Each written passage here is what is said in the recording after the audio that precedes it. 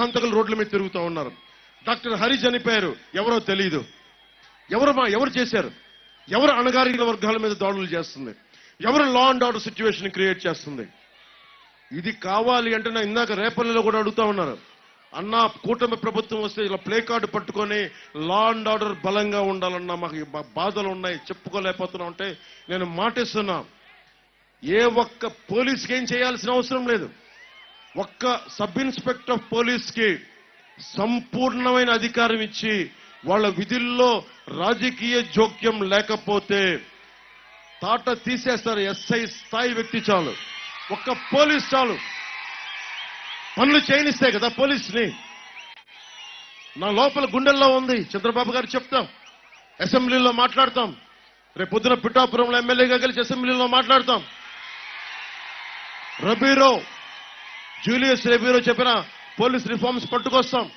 తక్కువ రాజకీయ జోక్యం ఉండాలి పోలీస్ వ్యవస్థలో, మనస్ఫూర్తిగా నేను కోరుకుంటా ఉన్నాను. మీరు చెప్పండి, ఎవరు అణగారిన వర్గాలను దోచారు? ఎవరు ఈ భవన నిర్మాణ కార్మికులను దోచారు? 450 కోట్ల రూపాయలు ఎవరి కష్టం? ఎవరు చిన్నపాటి ఇల్లు కట్టినా, చిన్నపాటి గుడిసేసుకున్నా 1% మనం సెస్ కట్టాలి. ఆ సెస్ అంతా తీసుకెళ్లి ఎవడైతే కండలు కరిగిస్తారో, ఏ ఆడబిడ్డలైతే గర్భంతో తట్టలపైన ఇసుక పెట్టుకొని వాళ్ళకి సిమెంట్ బయటికి పట్టుకెళ్తారో, ఇసుకలు మోస్తారో, ఇటుకలు మోస్తారో, వాళ్ళ కోసం 1% సెస్ కడతాం మనందరం. అదంతా భవన నిర్మాణ కార్మికుల సంక్షేమ నిధికి వెళ్తుంది. అలాంటి సంక్షేమ నిధి నుంచి 450 కోట్ల రూపాయలు దోచేశాడు జగన్. ఎవరు బడుగు బలహీన వర్గాలను దోచేస్తుంది? 60 రూపాయలు ఉండే మందు ఏం చెప్పాడు వచ్చి, నేను మద్యపానాన్ని నిషేధిస్తాను, ఆడపడుచులకి, అక్కలకి, చెల్లెళ్ళకి, అమ్మలకి అండగా ఉంటానని బొగ్గల్ని మీరాడు. ఏం చేశాడు వచ్చి?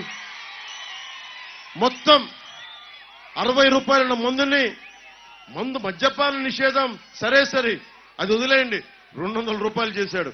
ఎక్కడికి వెళ్తున్నాయి ఈ డబ్బు? ఎవరి దగ్గరికి వెళ్తున్నాయి ఈ డబ్బు? మంత్రులు, ఎమ్మెల్యేలు 1-2 40,000 కోట్ల రూపాయలు. 40,000 కోట్ల రూపాయలు.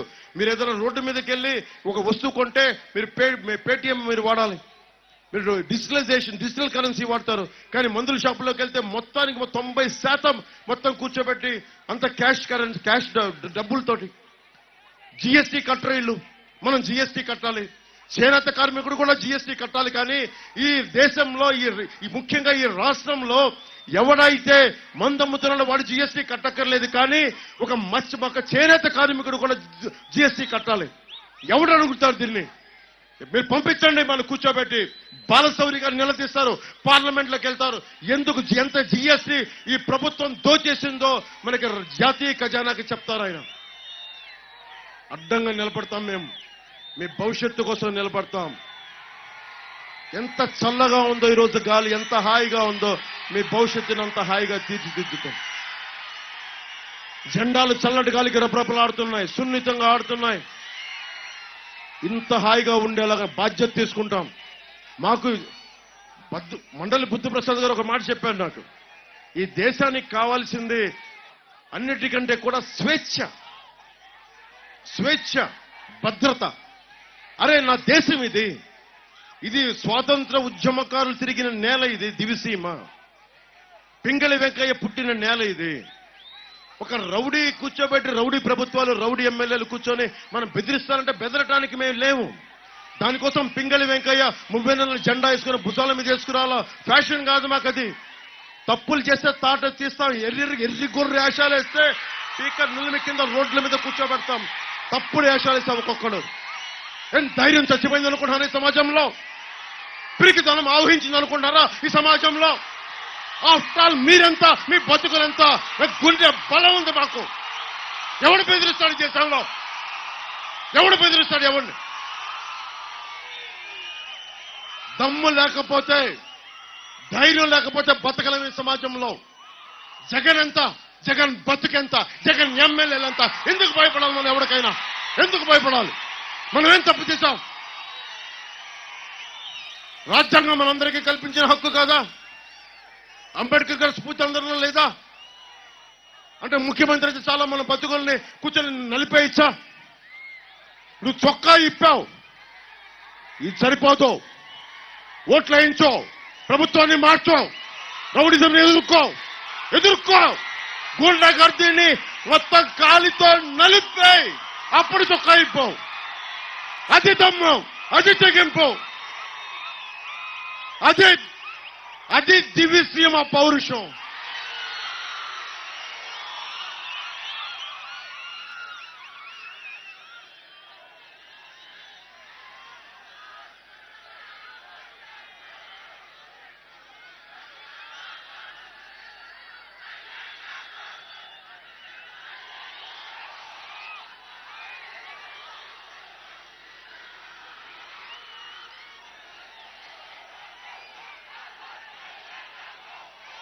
$40,000 కోట్లు ఇసుకలో దోచేస్తా ఉన్నారు. ఒక్కొక్క కూర్చోబెట్టి చిన్న బండి ఇసుక 3,000 అమ్మేస్తున్నారు. ఎవరి దగ్గరికి వెళ్తున్నాయి డబ్బులు? జేపీ వెంచర్స్ ఇలాంటి 1-2 కంపెనీలు మొత్తం సెంట్రలైజ్ చేశారు. ఇంతకుముందు ఎలా బతికే పంచాయతీలో ఉండే బీసీ కులాలకి బోట్ల మీద వేసుకుని కూడా వచ్చే అవకాశం వచ్చేది. పంచాయతీలు కొంత శక్తి ఉండేది, పంచాయతీలు కొంత సంపాదించుకునేవి. ఈ రోజున మొత్తం కూర్చొని ఒక్కడే దోచుకుంటా ఉన్నాడు. వీళ్ళు క్లాస్ వారి గురించి మాట్లాడతారు. అవనిగడ్డ మన నియోజకవర్గం దేవాలయాలకి చాలా ప్రాధాన్యత ఉంది. మోపిదేవి సుబ్రహ్మణ్యేశ్వరుడు, హంసల దీవిలో ఉన్న సంతాన వేణుగోపాలుడు, గణపేశ్వరంలో ఉన్న కనకదుర్గమ్మ ఆలయం, కృష్ణానది సాగర్ సంగమం. మనం చెప్తారు కదా, కాకి మునిగితే హంస అయింది అనేది, సగటు పాపాలన్నీ పోతాయి అంటే అలాంటిది. అంటే మనం కూర్చోబెట్టి నిజంగా మారాలి అంటే, ఎందుకు కాకి హంసకి తేడా అంటే తక్కువ ఎక్కువ అని కాదు. హంస ఏంటంటే చెడును వదిలి మంచిని మాత్రమే తీసుకుంటుంది, నీళ్లను వదిలి పాలునే తీసుకుంటుంది, ఏది పడితే అది నోట్లో పెట్టుకోదు. అందుకనే కాకి కూడా ఏం చేసిందంటే మునిగితే, అది ఏ శాపవశాత్తు ఏం జరిగిందో తెలియదు కానీ అది వస్తే అది హంస అయిపోయింది. అంటే అంత స్వచ్ఛంగా ఉంది ఇక్కడ, అంత పవిత్రత ఉంది ఈ నదిలో, ఈ నేలలో చెప్పడం దీని ఉద్దేశం, ఈ పురాణ కథలకు ఉద్దేశం. అలాంటిది పుష్కర మనకి హంస ఇంత గొప్ప టూరిజం కెపాసిటీ ఉంది, అమేజింగ్ టూరిజం ఎబిలిటీ కెపాసిటీ ఉంది. టూరిజం వస్తే ఒక మెగా డిఎస్సి సెంటర్స్ ఉన్నట్టుగా, ట్రైనింగ్ సెంటర్స్ ఉన్నట్టుగా ఇక్కడ బోల్డ్ అంత టూరిజం డెవలప్ చేసుకోవచ్చు. ఇంతమంది యువతకు ఉపాధి అవకాశాలు కల్పించాలంటే మేనిఫెస్టోలో ఒకటే పెట్టాం, సంవత్సరానికి 4 లక్షల ఉద్యోగాలు, 5 సంవత్సరాలు 20 లక్షల ఉద్యోగాలు ఎలా కల్పిస్తామని మీ అందరికీ రావచ్చు. టూరిజం డెవలప్ చేయాలి. ఇక్కడికి మనకి మిస్సైల్ టెస్టింగ్ కెపాసిటీ మనకుంది, క్షిపణి పరీక్షా కేంద్రం ఉంది ఇక్కడ మనకి.